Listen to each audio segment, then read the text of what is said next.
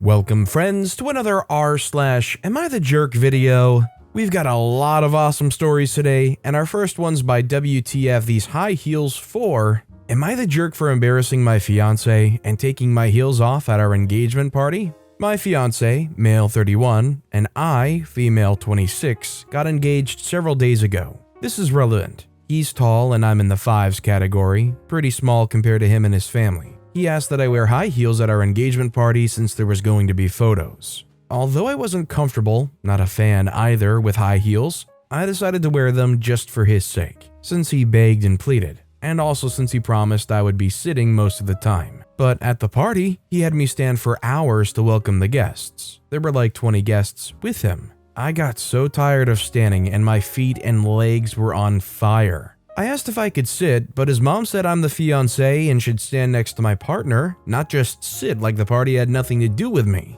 I told my fiancé again that I was in so much pain, but he said, "Suck it up, it's almost over." I had enough of it. I took my heels off and let my feet and legs cool off. He and his mom looked at me in utter confusion. Several of his family and guests saw me barefoot as well. He freaked out, asking what I was doing. His mom asked that I put my heels on, but I said that my feet were done and I couldn't do it anymore. My fiancé begged me, but I stood there till it was over like he wanted. The minute I got in the car, he flipped out, saying I embarrassed him in front of family and friends by standing there barefoot and refusing to put my heels back on even after his mom repeatedly asked. I reminded him that he said I wouldn't be standing, but turns out it wasn't true. He argued that for someone with a height like mine, that I should wear high heels more often and said I should have sucked it up for his sake. He went upstairs and turned his phone off and refused to speak to me. I had no intentions of embarrassing him, and I do feel I should have sucked it up, but I think he wasn't truthful about how long I was expected to stand. Am I the jerk?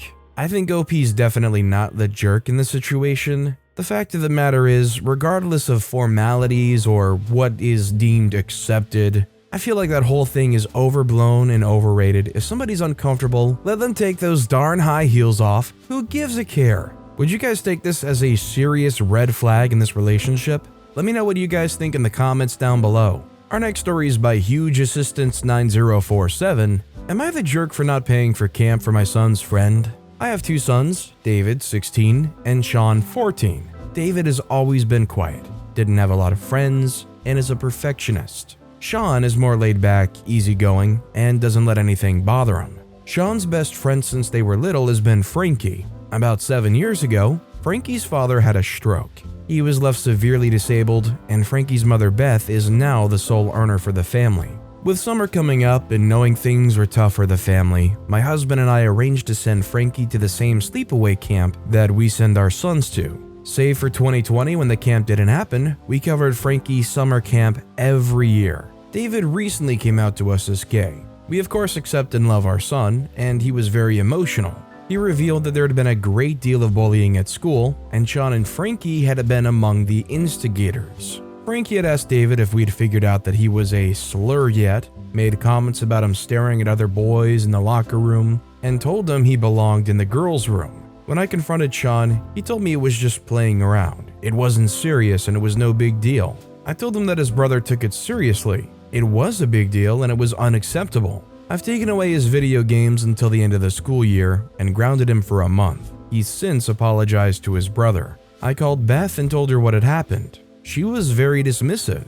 I told her that my son's sexuality was not a punchline, and out of respect for his friendship with Sean, to have Frankie leave David alone. Beth replied that David made himself a target by being an overly sensitive tattletale. I told her I didn't want to hear that Frankie had said another bad word about David. She said boys will be boys, they'll have to work it out, and she's not getting involved. The first deposit for camp was due this week, and I made the decision not to sponsor Frankie. I called the camp office and explained that due to the bullying on Frankie's part, I would not be paying for camp this year. Beth doesn't know that I've been sponsoring camp since Frankie was 7, as she was only told an anonymous donor covered camp for him. The only people that know are me, my husband, and the camp office. When I told my husband what I'd done, he understood why, but felt badly that Frankie wouldn't get to go and Sean would be without his best friend at camp. He pointed out that Beth would have likely said something if she knew we were paying for camp, but I feel that's missing the point. He shouldn't act that way because it's wrong, not because we pay for camp. There's no way that Beth can afford camp, and it's likely going to affect her job to have Frankie at home during the day. I feel I made the right choice to protect my son, but still feel guilty. Am I the jerk? Frankly, I think OP's not the jerk, and I feel like most people who are supportive of their kids like that would do exactly the same thing, and you shouldn't feel guilty for it. I know if I was in that situation, I wouldn't want to be spending my money to support and give experiences to somebody so hateful as a person like that. Our next story is from Radiant Appearance 57. Am I the jerk for not telling my friend's wife that he's my sperm donor? I'm a 30-year-old asexual woman who's currently 33 weeks pregnant with twin girls that I conceived through IVF. I've always wanted children, but never really considered them on the cards for me due to my sexuality. But now I'm in a position where I felt stable enough to bring a child into the world on my own, so I decided to go through IVF. My best friend since high school, 31-year-old male, found out about my plan and how I was looking into finding a donor so it wouldn't be anonymous, and I could vet medical history, etc., and they offered to be the sperm donor, as at least I know his medical history and any risks there were attached. I agreed, but made it very clear he wouldn't be a parental role in the child's life. At most, he'd be an honorary uncle due to our friendship. He was happy to agree to this, and it never once occurred to me that he would offer this without running this by his wife, 31-year-old female, first. As some of you will likely be worried, I used an HFEA clinic, which is a legally licensed clinic, which means due to the paperwork signed when I underwent IVF, he has no legal right or obligation towards the babies, which was what both of us wanted going into this. The IVF was a success, as my pregnant state proves. A little too successful perhaps, as it's twins. I recently took my friend and his wife out to dinner to thank them for doing this for me and to celebrate being in the third trimester. But his wife was confused when I explained the reason for the dinner and then angry, demanding to know why we kept this from her. I was just as shocked and asked my friend if he hadn't told his wife. He tried to explain to both of us that he hadn't thought it'd matter as he has no rights to them at all. His wife got even angrier at that part, stating she isn't comfortable with their son, 6-year-old male, having siblings that aren't really his siblings, and she wants that part changed so that her husband has a legal say over the girls. I was in shock over this, but said I wouldn't be doing that as I wanted to raise them alone. The three of us got into a huge argument, and his wife demanded to know why I wouldn't tell her that her husband had offered this in the first place. I feel very guilty for not checking with his wife first, but it honestly never occurred to me that he wouldn't have done that first. So I thought if he was offering, she'd already have had to have given the okay. Am I the jerk in this? I don't know what to do.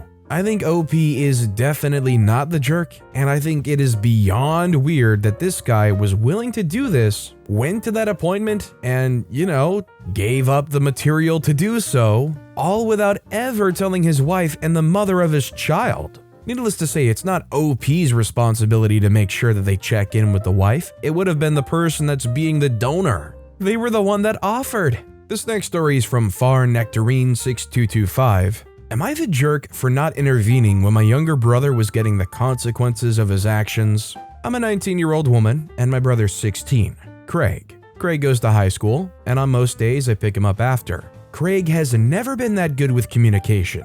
He has short bouts of anger as well, which concern me a lot. I'm afraid that he's growing up into a pretty bad dude, and despite raising this issue to our parents many times, they're generally on his side. Last week on Thursday after school, I went to the normal spot to pick Craig up.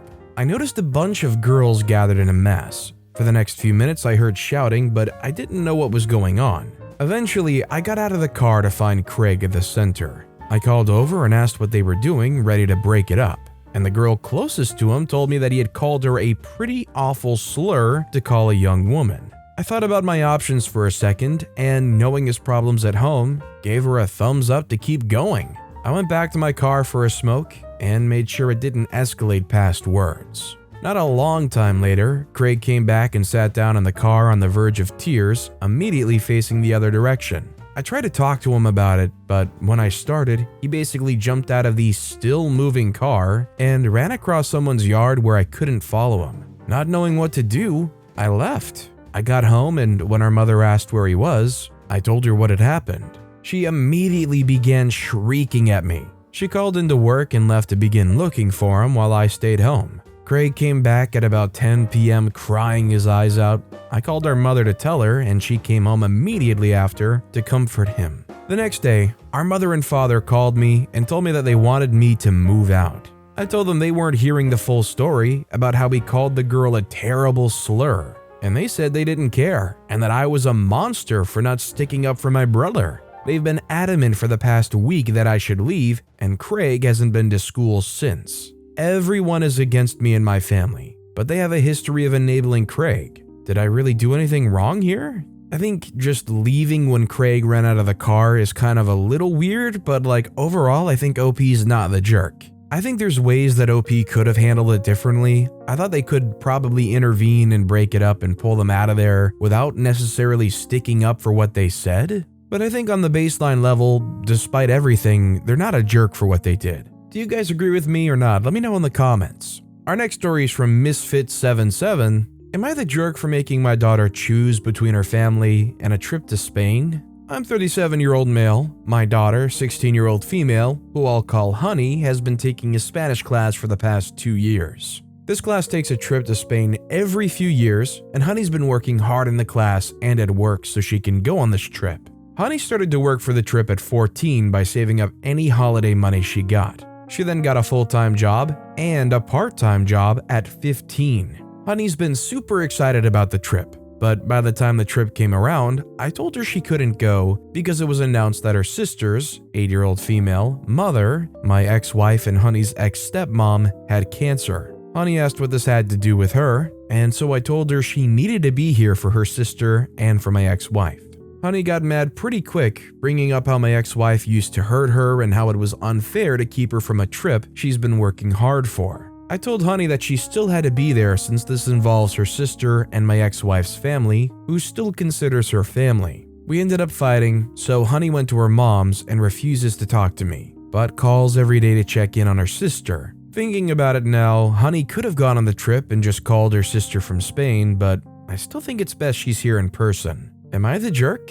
I think OP is the jerk here. This isn't just something that Honey's been working hard for, they've been working years. They sacrificed so much that OP described here just to go on that trip. And although the conflicting situation is tough, it's honestly really not something that should prevent them from going on this trip. And it's nice that they'll help support their sister through this, but, and I mean this in the best way possible, it's their ex-stepmother. And OP described that there was bad blood between them that happened, so to be honest, just being blunt, it doesn't really matter that much to Honey. In no way should they be prevented from going on that trip. Our next story is from Aggravating Ad 7905. Am I the jerk for wanting my unemployed girlfriend to do more chores? This has nothing to do with money, we split the rent and we share everything 50-50. I'm an engineer and my girlfriend works in healthcare. 1 month ago, her contract ended and she's been unemployed since. She's already found another job, but she would be able to start 2 months after her previous job ended. That means in a month from now. So for the past month, she's been living her best life. She's spending her mornings studying for her new job, but also reading, watching Netflix, going to the gym and for runs with her dog, etc. However, she hasn't started contributing more to the household. I mean, she still cooks and cleans every day, but she still expects me to wash the dishes and she won't pick up my clothes after I return from work. The other day, I left a bunch of my mail on the table, and when I returned, it was left unopened. I asked her why she didn't look through it, and she told me she's not my secretary. I've been hinting that she should be picking up more chores now that she's unemployed. But she says she's not my housekeeper, she does more than half of the chores, and since my workload is not increased, I should be able to do mine. I mean, yes, I am able to do it, but I'm tired from work and she isn't, so I expected her to step up a little, but no. She claims this is her break from working hard and other hurtful things. Like, she didn't go to med school to be a live-in maid, etc. So am I the jerk for expecting her to do most of the chores while she's unemployed? I'm gonna say yes, simply because the things OP listed here are undoubtedly things that they should just be doing regardless. The chores OP could scrum up would be picking up their clothes after they got home from work, reading their mail. Does anybody expect anybody else to do that for them that aren't paid for it? Our next story is from an anonymous poster. Am I the jerk for humiliating my husband in front of his coworkers when he implied that I wasn't as beautiful as the boss's wife? My husband recently got a new job at a private practice working for a cosmetic surgeon. He works on the business/financial end of the practice. The boss's wife is genuinely one of the most beautiful women I've ever seen. I do struggle with my self-esteem, so I will admit there were times I didn't want to be around her. I know that's my issue, and she's never been unkind to me, so it is something I was willing to work through because my husband's very ambitious, and networking is important to him. I've noticed the men he works with talk a lot about the boss's beautiful wife when the boss isn't around. I think it's kind of gross because 1, she isn't a piece of meat, 2, she isn't even a trophy wife, she's a doctor as well. Recently, we got invited to her 40th birthday, and 2 of his coworkers were at our house and making a big deal about they didn't know she was 40, she doesn't look 40. This was right in front of their wives, one of whom was pregnant. At this point, I just feel bad for the woman because all the wives hate her and talk so much crap when she hasn't even done anything just because these men are gross. Someone asked my husband if he knew she was 40. My husband said, I mean, yeah, because she graduated med school and has been practicing for like 10 years. I'm not surprised, but Kim Kardashian's also 40, so it's doable, but she's married to a plastic surgeon. Of course she's going to be the most beautiful woman in the world. I was in shock that he called her the most beautiful woman in the world. Of course, I don't actually think I am, but isn't he supposed to think that? I clapped back that she really is gorgeous, and who knows what I would look like if he gave me half the lifestyle her husband gives her. My husband immediately got quiet and tried to laugh it off, but I knew I heard him. He's very driven by money, and though he makes good money, he compares himself to men who make more, and his boss is loaded. When they left, he asked me how I could humiliate him like that, and said I let my insecurities get the best of me. I'm gonna say everybody's the jerk in the situation. It just seems like a bunch of circulating drama pettiness going around, judging people based off of how they look, making gross assumptions about people, putting people down, letting their insecurities take over. Just seems all around an issue. By the way, if you're enjoying these stories, make sure to hit those like and subscribe buttons down below. If you do so, you'll never miss any of my daily videos. Each one has some awesome stories like our next one from Background Sir 4441. Am I the jerk for telling my classmate he was incredibly creepy? I have a classmate whom I'll call Jay. Jay's had a crush on me. We're 17 now, since we were 13. It's been 2 years and he constantly tries to talk to me, make conversation, and get to know me. It's apparent he has a crush on me because he's told a couple of people and they told everyone. It's pretty embarrassing because he's not exactly the best person in the world. He was a really big weirdo back then, and now he's gotten quieter, more drawn back, and more, honestly, bad to the bone. He's also very open about his feelings now, and about how he doesn't care about them. He said as much as 4 months ago, "Yeah, I like OP, but I don't give a freak. My feelings for her are just annoyances which I'm trying to drop." I found it super creepy that he's just open to thinking about me that way. Recently, he started going to a therapist and was talking about it with his friends. In our school, there's a really high turnover rate, if you'd call it that, so maybe 3 or 4 of the guys who were here when Jay was a weirdo are still here. And I'm the only one who truly remembers, so everyone's either okay with him or likes him because they don't know how much of a weirdo or creep he is. He began talking about his therapy, once again open and dismissive about his feelings. He mentioned, though I was not part of this convo, that the guy wanted to talk to me for a decent amount of time. At this point, I just went, "What the freak?" and started screaming, crying.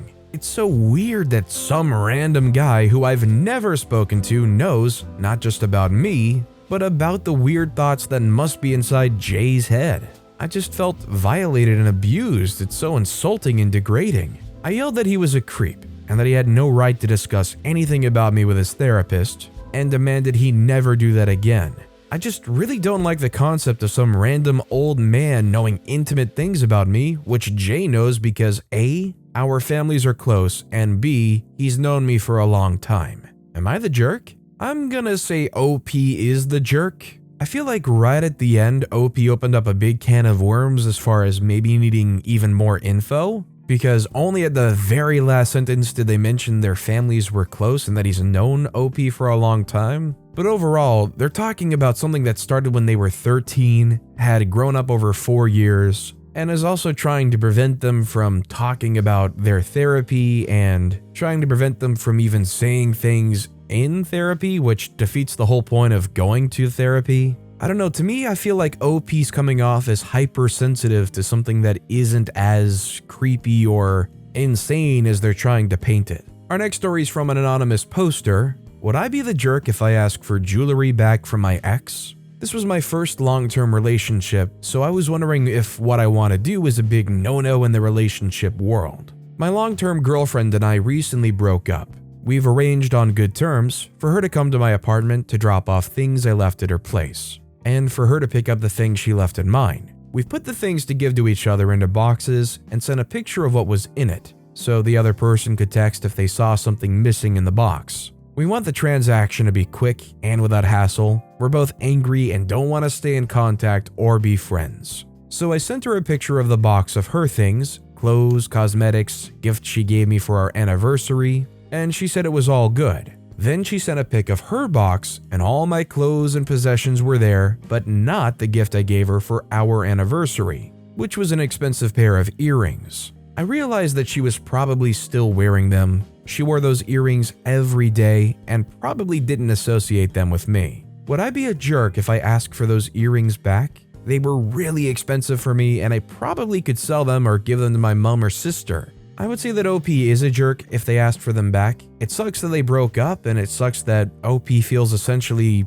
out on all the money that they spent on that gift, but it still was a gift. And it's just overall a really trashy thing to ask for something back just because you broke up. Let me tell you, I get it. It would be nice to have that money back, but it's so trashy and petty doing that. This next one's written by To Vent My Life Away. Am I the jerk for getting upset at my friend for asking me to take a paternity test? Basically me, 27, and my friend, 24, had a one-night stand. He was the first I've ever been with after my divorce of my ex-husband of 6 years. After I found out I was pregnant, we sort of just shrugged it off and started being with each other in that way a lot more frequently because it's not like you can get pregnant multiple times while already pregnant. We're not in a relationship and have agreed immediately that this would be a co-parent type situation. He knows my past situation as well. He got me pregnant during a time where I literally couldn't go anywhere, and he had to visit me. Today, while at my first ultrasound, he asked me to take a paternity test because, what would you do if you were in my shoes? I got really upset. I haven't been with anyone else other than him since my 6-year relationship, nor am I interested in meaningless hookups. And he knew this from the start. His random spurts of anxiety frustrate and overwhelm me and make me extremely anxious. And it really upsets me that we're this close and he doesn't trust me and thinks I'd ever pin a baby on him that I even think the slightest could be someone else's. I told him I won't be taking a paternity test, and if he really doesn't trust me, that he doesn't have to be a part of the baby's life whatsoever. I gave him that option from the start. So I think OP's definitely being the jerk here. I think they're being unreasonable and unnecessarily taking the nuclear option, rather than just giving them that confirmation and that reassurance that, yeah, they are the father. I think it's a completely fair thing, and as much as they want to believe you, I think it's fair that they just want that assurance. For them, they came into it as a hookup, so, who knows? Anything could have happened in a week before or after when they hooked up. I think to deny him that reassurance would make you the jerk. And frankly, if you have nothing to hide, it should be no problem for you to get that test. Our next story is from AdorableCake7332. Am I the jerk for telling my girlfriend to stop asking my best friend and his fiancé about their engagement and life plans? I'm 25-year-old male. My childhood best friend, 25-year-old male, proposed to his girlfriend, 24-year-old female, of 5 years last month. My girlfriend, 25-year-old female, and I have been together for 7 years. But we're not engaged yet, and I don't think we're ready to take that next step just yet. I'm very happy for my best friend, but since then, my girlfriend has not shut up about it. She complains about how people who've been together for 5 years moved on and got engaged sooner than us, and how I still have her waiting. You may ask why I'm not proposing. I adore my girlfriend and I indeed see a future with her. We have a great relationship and we have similar goals and aspirations. But I'm the kind of guy who simply wants to live in the moment. I don't want to give her a ring just for the sake of it. I want to actually do it with the most excitement and happiness possible. And I'm not in that mindset yet. I don't think any of us two are ready. I still have to finish with my degree, and engagement in marriage is not something I want yet. I might change my mind anytime, though I just don't like the pressure that it has to happen. So on Sunday, we were at a barbecue party, and my best friend with his fiancée was there. My girlfriend started asking them how they felt and what kind of life plans they have, etc. She kept asking questions to the point I felt she was being invasive. I told her that she should stop and she's making them uncomfortable. Then my friend's fiancé got defensive and told me that it's fine she's asking those questions and nobody's offended besides me.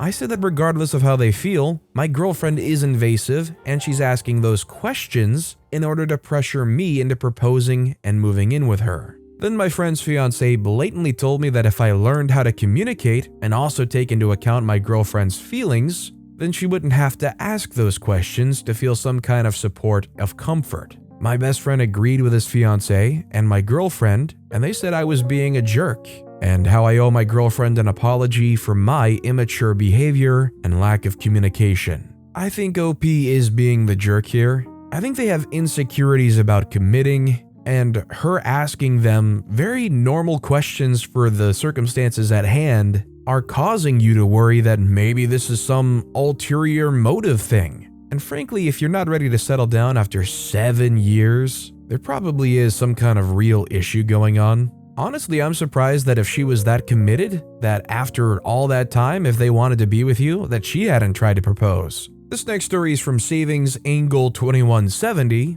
Am I the jerk for calling the police on my sister for stealing my rainbow baby things? I, 27-year-old female, and partner, 30-year-old male, were excited when we got pregnant last year with my daughter. Due to complications in my pregnancy at 5 months, we welcomed her into this world and said goodbye as she slipped away in my arms half an hour later. It still hurts, but we're getting help with our grief. A month later, after I lost our precious angel, my sister got pregnant and I was happy for them. My niece is due soon, and my sister approached me and said ever since COVID hit, her and her husband have been struggling financially and she can't afford a bassinet and clothes, and if she could use Angel's things. I said no, as I'm still not ready to let it go, and I one day will, but right now they serve as a comfort. My sister said she understood. We went back downstairs and I fell asleep. When I woke up, my sister was gone. I went upstairs and noticed that Angel's door was half opened and went in, and all her toys and bassinet and clothes were gone. I was hysterical and rang my partner, and he came home from work and helped me to calm down, and then reviewed the security tape, and we clearly saw my sister walking out with our baby stuff and putting it in her van and driving away. I immediately called the police, and my sister was arrested after we showed evidence. She claimed I said she could take them, but the audio on the camera in Angel's room said otherwise. My Angel stuff was returned. My parents said I'd overreacted and that my sister was pregnant and she doesn't need this stress. And her husband said Angel's passed on and her stuff was going to waste and my niece needed it more. My partner got mad and said we should go no contact with them. I'm confused and hurt and wondering, did I overreact? I think OP and their partner did not overreact. People grieve in different ways, and having all of this stuff, having a room set up for them, that is a painful and strong reminder of something that was very impactful for you.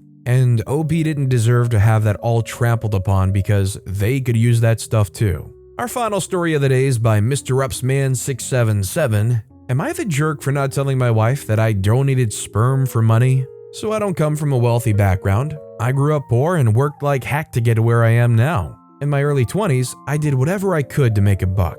I donated plasma as often as I could for money, and when I found out they would pay for sperm, I did that. Around this time, I met my wife. She's essentially a trust fund baby. Her parents are rich, and she's had access to their money her entire life, and is the sole inheritor of her mom's wealth. So I never told her about this, but I pretty much kept donating as often as possible for around $90 a pop until I proposed. I paid for her ring with money I made through this. So we've been married for 5 years. I'm working a good job that pays well, and it doesn't hurt to have her money going into the household. So last night we were at a get-together, and some of us started talking about the things we had to do to make money when we were at our lowest. I said that I sold blood and sperm. Everyone thought this was amusing, but her. She got upset and started asking about it. I tried answering her questions, but she just kept escalating, leading to an embarrassing public argument. She was upset that when we have kids, she's not going to be the only woman I've had kids with. I tried to argue that the kids that were cooked up with my baby batter don't even know I exist. She still saw this as a betrayal of trust. We were same to excuse ourselves to continue this in our car. She asked when I last donated, and I told her sometime before I proposed.